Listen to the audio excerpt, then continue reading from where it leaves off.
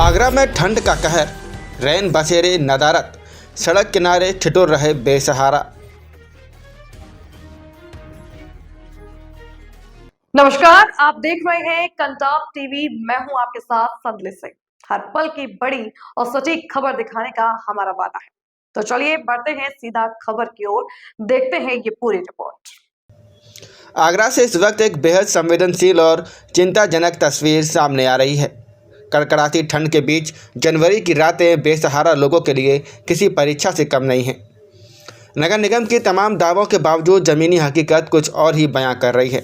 न अलाव की पर्याप्त व्यवस्था, न रैन बसेरों की सुध। सड़क किनारे खुले आसमान के नीचे सोने को मजबूर हैं गरीब और असहाय लोग। ठंड हाड़ कपा रही है और सिस्टम की संवेदनाएं जैसे ठिठुर गई हूँ। जनवरी की कड़ाके की ठंड, सर्द हवाएं और गिरता तापमान, लेकिन आगरा की सड़कों पर ऐसे भी लोग हैं जिनके लिए ठंड से बचने का कोई इंतजाम नहीं। फुटपाथ, बस स्टैंड और सड़क किनारे खुले आसमान के नीचे रात गुजारते बेसहारा लोग, जहाँ ना अलाव की गर्माहट है और ना ही रैन बसेरे का सहारा। नगर निगम हर साल दावे करता है अलाव जलेंगे, रैन बसेरे खुलेंगे, लेकिन ज़मीनी सच्चाई इन तस्वीरों में साफ दिखाई दे रही है। हाड़ कपा देने वाली सर्दी में गरीब और असहाय लोग ठंड से जूझ रहे हैं और जिम्मेदार विभागों की तैयारी सवालों के घेरे में है। अब सवाल ये है कि क्या किसी बड़ी अनहोनी के बाद ही सिस्टम जागेगा या फिर इन बेसहारा लोगों को ठंड में भी यूं ही अनदेखी होती रहेगी। सर्दी लगती है, सब कुछ दिक्कत वाली बात है, लेकिन ये अगर नगर निगम वाले उठाने आएंगे तो हम शोरों को सुकून से तो उठा के ले जाते हैं और रैन बसेरे में डाल देते हैं। और हमारे पास अगर टाइम से हम 8 बजे 8:30 बजे अपने काम वाम में से आते हैं और रैन बसेरे के अंदर जाएँ तो वहाँ फिर ID वाईडी की दिक्कत पड़ती है। कोई अलाव की व्यवस्था नहीं है सरकार की तरफ से? कोई किसी तरह की कोई व्यवस्था नहीं है।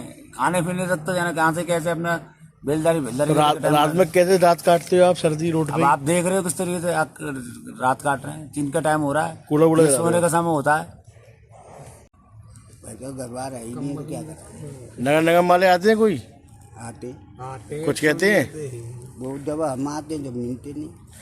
अच्छा, ये बताइए रहन बसेरे का कोई इंतजाम कहीं है? अलाव की कोई व्यवस्था सरकारी की तरफ से मिल रही है? कुछ नहीं व्यवस्था, कुछ व्यवस्था नहीं, सरकारी व्यवस्था नहीं कुछ भी? मैंने कुछ नहीं देखी अभी कहीं कहीं। नाम है आपका? नाम देवेंद्र जी। सर्दी इतनी भयंकर पड़ रही है, उसके लोगों का कोई अलाव की व्यवस्था है नहीं है सर?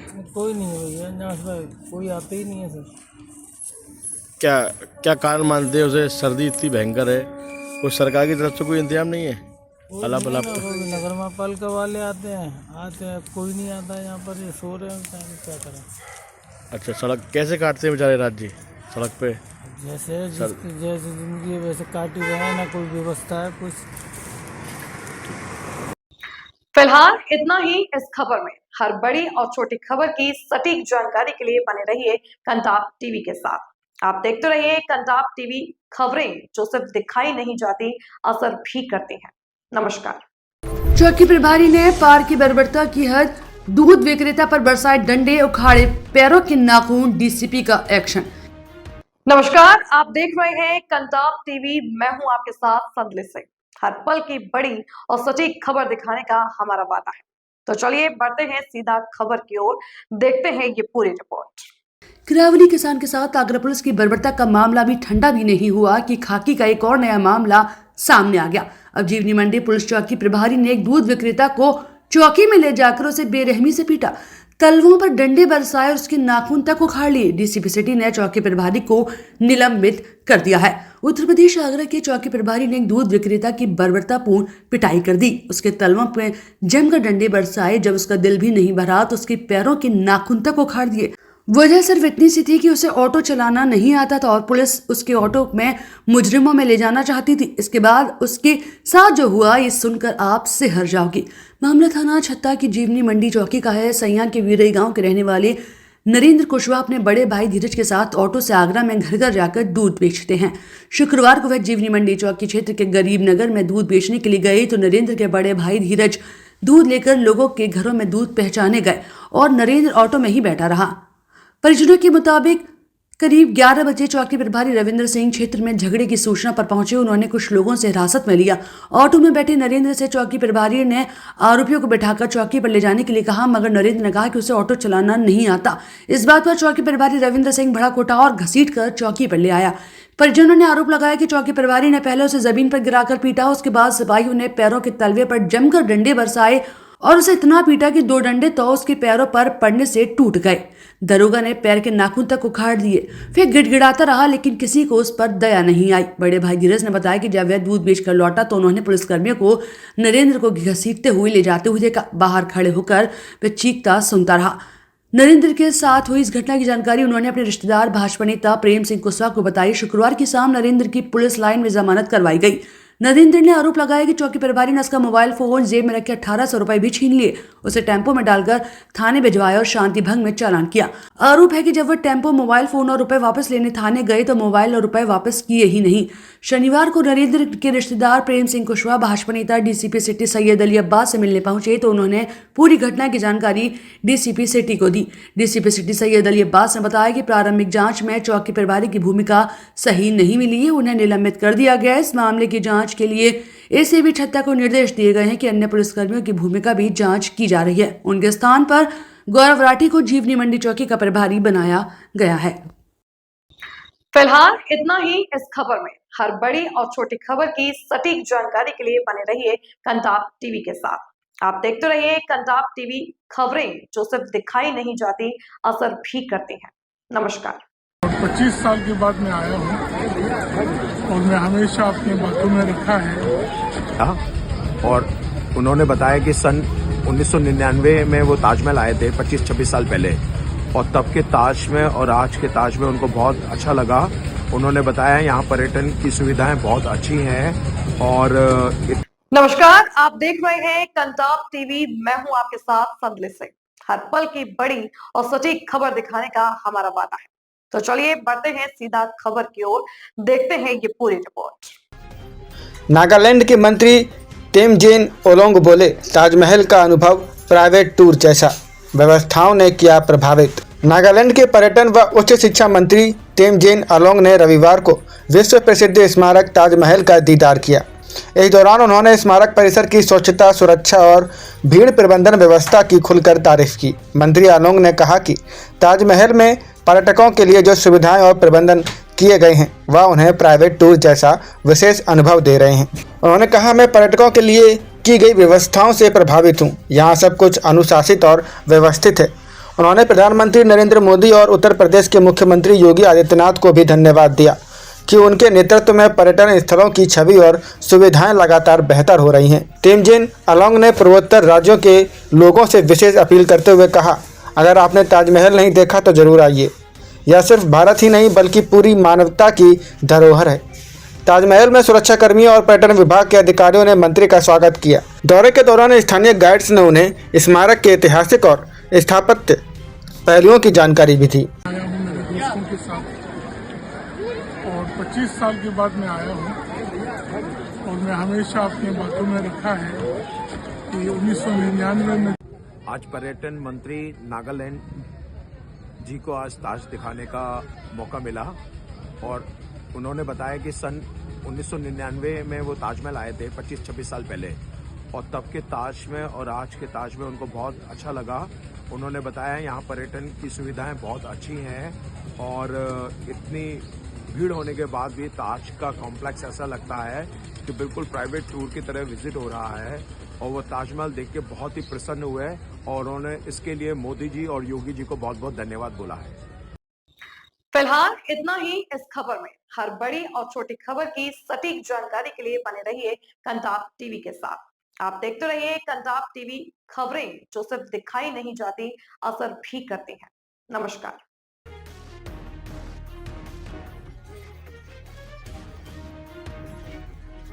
आवारा कुत्तों से जुड़ी समस्याओं के विरोध में जीवदया फाउंडेशन ने घंटाघर तिराहे पर किया प्रदर्शन। नमस्कार, आप देख रहे हैं कंटाप टीवी, मैं हूं आपके साथ संदली सिंह। हर पल की बड़ी और सटीक खबर दिखाने का हमारा वादा है, तो चलिए बढ़ते हैं सीधा खबर की ओर, देखते हैं ये पूरी रिपोर्ट। अलीगढ़ में आवारा कुत्तों को लेकर उत्पन्न हो रही समस्याओं के विरोध में और उनके अधिकारों के समर्थन में घंटाघर तिराहे पर एक शांतिपूर्ण विरोध प्रदर्शन आयोजित किया गया। इस प्रदर्शन के दौरान उपस्थित लोगों ने कपड़े पहनकर प्रतीकात्मक विरोध दर्ज कराया और समाज में बेजुबान पशुओं के हितों, सुरक्षा एवं कल्याण के लिए अपनी आवाज उठाई। प्रदर्शनकारियों ने संबंधित समस्याओं को शीघ्र समाधान की मांग की और प्रशासन का ध्यान इस विषय पर आकृष्ट किया। कार्यक्रम शांतिपूर्ण एवं अनुशासित ढंग से संपन्न हुआ।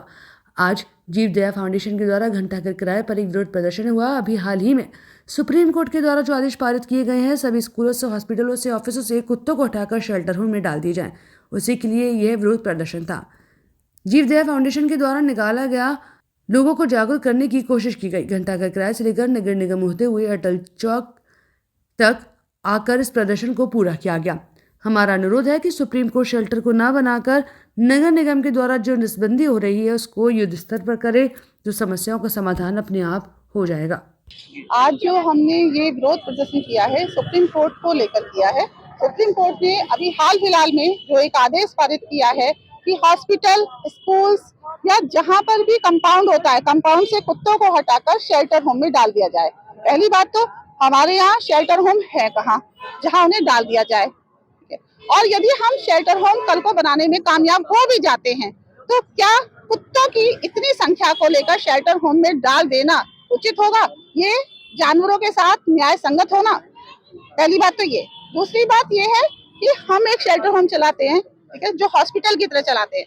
हम 25 कुत्तों को जब डील करते हैं ना, तो हमारा खर्चा 3 से 4 लाख रुपए आता है एक महीने का। और यदि हम 25,000 कुत्ता या हम 20,000 कुत्ते को शेल्टर होम में डालते, पहली बात तो हम उनको वो नहीं कर सकते, जो एक होता है संभालना बहुत मुश्किल है। क्योंकि कुत्ते क्या है, कुत्तों की प्रवृत्ति क्या है, आपस में लड़ेंगे भी, जानवर काटेंगे तो एक डॉक्टर हमेशा वहाँ चाहिए। तो इतनी व्यवस्था होंगी कहाँ से? जी, तो क्या चाहते हैं हम लोग चाहते हैं जैसा चल रहा था वैसा ही चले, और कुत्तों की नसबंदी पे नगर निगम पर जो शिकंजा है वो कसा जाए। अगर मांगे पूरी नहीं हुई क्या करेंगे? हम धरने पे बैठेंगे, हम धरने पे बैठेंगे, आंदोलन करेंगे, है ना, लेकिन ऐसा नहीं होना। ये जीव दया फाउंडेशन के द्वारा घंटाघर पर ये प्रदर्शन किया जा रहा है।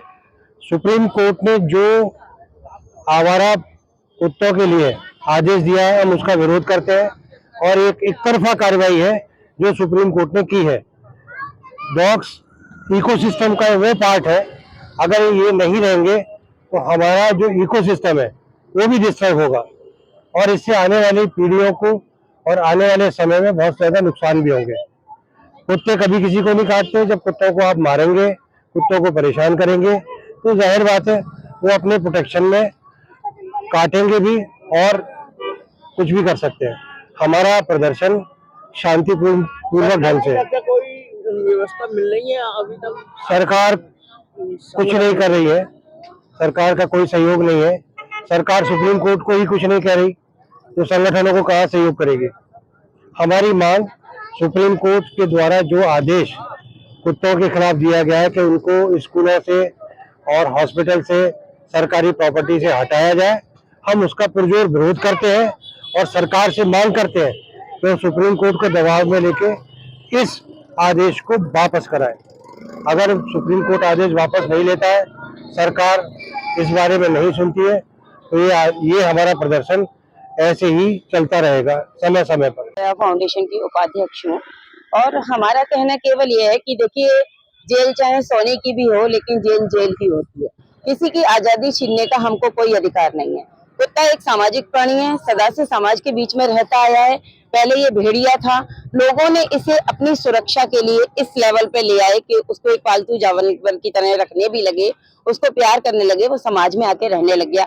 आज जब हमने उसको इस तरीके से अडॉप्ट करा दिया, तो आज हम उसके साथ क्रूरता करें कि उसको जेल में डाल दें? मेरे हिसाब से तो वो शेल्टर नहीं है, जेल है, जहाँ जानवर रहेंगे। ठीक है, लोगों को डर है कि डॉग बाइट होती है और जो इनसे बीमारी हो जाती है, रेबीज, उसका कोई इलाज नहीं है, तो उसके लिए रेबीजीकरण किया जाए, उसके लिए इनको इंजेक्शन लगवाया जाए, पब्लिक को अवेयर किया जाए कि इनसे दोस्ती की जाए, इनको पेट भर के खाना मिलेगा तो ये आक्रामक नहीं होंगे। इनको रहने के लिए शेल्टर होम्स उस तरीके के बने। अभी मैंने एक फेसबुक पे शेयर किया है कि सोलर पैनल लगा के और वो हीटिंग वाले बना दिए गए हैं और रोड साइड लगा दिए गए हैं। तो जब इनको आराम मिलेगा, वायु मतलब अपने वातावरण से सुरक्षा मिलेगी, लोगों से सुरक्षा मिलेगी, तो क्यों आक्रामक होंगे? प्रेम की भाषा सबको ही जानता है और नफरत की भाषा भी जानते हैं। जब हम इनको मारेंगे तो ये तो बेचारे अपनी सफाई दे नहीं सकते, ये डॉग बाइट ही करते हैं, फिर लोगों को वो खराब लगता है, अपने पार्ट को छुपा जाते हैं। तो हमारा कहना केवल इतना है कि इनके ऊपर अत्याचार न किया जाए, इनकी आजादी को न छीना जाए, जैसे जी रहे हैं वैसे जिए, समाज को इनके प्रति जागरूक किया जाए कि इनके साथ में कैसे हमें सामंजस्य बैठाना है। फिलहाल इतना ही इस खबर में। हर बड़ी और छोटी खबर की सटीक जानकारी के लिए बने रहिए कंटाप टीवी के साथ। आप देखते रहिए कंटाप टीवी, खबरें जो सिर्फ दिखाई नहीं जाती, असर भी करती हैं। नमस्कार। राम मंदिर की सुरक्षा होगी पूरी तरह अभेद। 4 किलोमीटर बाउंड्री वॉल और हाईटेक सिस्टम तैयार। नमस्कार, आप देख रहे हैं कंटाप टीवी। मैं हूं आपके साथ संदली सिंह। हर पल की बड़ी और सटीक खबर दिखाने का हमारा वादा है। तो चलिए बढ़ते हैं सीधा खबर की ओर, देखते हैं ये पूरी रिपोर्ट। राम मंदिर की सुरक्षा व्यवस्था को लेकर बड़ा बयान सामने आया है। राम मंदिर निर्माण समिति के अध्यक्ष नृपेंद्र मिश्रा अयोध्या पहुंचे, जहां उन्होंने कहा कि राम मंदिर की सुरक्षा पूरी तरह अभेद होगी। मंदिर परिसर के चार ओर लगभग 4 किलोमीटर लंबी बाउंड्री वॉल का निर्माण कार्य शुरू हो चुका है, जिसमें अत्याधुनिक सुरक्षा उपकरण लगाए जा रहे हैं। नृपेंद्र मिश्रा ने बताया कि गेट नंबर 11, जिसे आदि शंकराचार्य द्वार कहा जाता है, उसका निर्माण कार्य पूरा हो चुका है और वहां आधुनिक सुरक्षा प्रणाली भी उपस्थित कर दी गई है। तो वहीं जल्द ही गेट नंबर 3 के निर्माण का कार्य भी शुरू हो जाएगा। उन्होंने जानकारी दी कि मंदिर परिसर की सुरक्षा के लिए 4 वॉच टावर भी बनाए जाएंगे, जिनमें आधुनिक तकनीक से लैस उपकरण लगाए जाएंगे। वॉच टावर और बाउंड्री वॉल के मॉडल को स्वीकृति मिल चुकी है और शीघ्र ही इनका निर्माण शुरू होगा। नृपेंद्र मिश्रा ने कहा कि राम मंदिर की सुरक्षा से जुड़े कई उपाय गोपनीय भी रखे गए हैं। साथ ही श्रद्धालुओं के लिए अच्छी खबर देते हुए बताया कि सप्त ऋषियों के मंदिर के दर्शन के लिए जल्द ही राम मंदिर ट्रस्ट व्यवस्था खोलेगा। फिलहाल सुरक्षा कारणों से हर कदम बेहद सावधानी से उठाया जा रहा है, क्योंकि परिसर में निर्माण कार्य से जुड़ी कुछ मशीनें अभी भी सक्रिय हैं। बाबूजी, कल आपने घूमा है, निरीक्षण किया क्या पाया आपने, क्या देखा? मुख्य रूप से देखिए 2 बिंदुओं पे ध्यान अब जा रहा है। एक तो जो पुराना मंदिर था, जिसकी यादगार में मेमोरियल एक बनाया जा रहा है, वह लगभग मार्च 2026 इस वर्ष में पूरा हो जाएगा। इसी प्रकार जो एक हुतात्मा स्तंभ बनाया गया है, वह भी मार्च 2026 में पूर्ण हो जाएगा। यात्रियों की सुविधा के लिए जो 2 और लगेज कलेक्शन सेंटर बने हैं, उनका भी निर्माण कार्य का निरीक्षण किया गया। वह भी अपनी पूर्णता की ओर है और अगले 2 माह में या उससे पहले ही वह पूर्ण हो जाएगा। ये तो निर्माण कार्य जो अब बच गए हैं, मैं ऑडिटोरियम को सम्मिलित नहीं कर रहा हूँ, वह तो अभी लगभग 6-8 महीने दूर है, लेकिन बाकी सभी मंदिर परिसर के निर्माण कार्य पूर्ण हो जाएंगे। जो दूसरा बिंदु महत्वपूर्ण है वो यह है कि अब धीरे धीरे लार्सन टूब्रो और टाटा के लोग का भी कार्य पूरा होकर के जो भी निर्माण जो भवन हैं, उन्हें अब ट्रस्ट को ट्रांसफ़र किया जाए। तो उसका एक कार्यक्रम कल बनाया गया है और मैं समझता हूँ कि मार्च के अंत तक लार्सन टूब्रो और टाटा का कार्य पूर्ण हो जाएगा और पूरे निर्माण जो भी भवन हैं, निर्मित भवन हैं, उन सभी की और कार्यप्रणाली जो भी तय की जा रही है, रख रखाव के लिए जो व्यवस्था की जा रही है, इन सब को अब ट्रस्ट को मार्च 2026 तक जो है वो हस्तांतरित कर दिया जाए। फिलहाल इतना ही इस खबर में। हर बड़ी और छोटी खबर की सटीक जानकारी के लिए बने रहिए कंटाप टीवी के साथ। आप देखते रहिए कंटाप टीवी, खबरें जो सिर्फ दिखाई नहीं जाती, असर भी करती हैं। नमस्कार।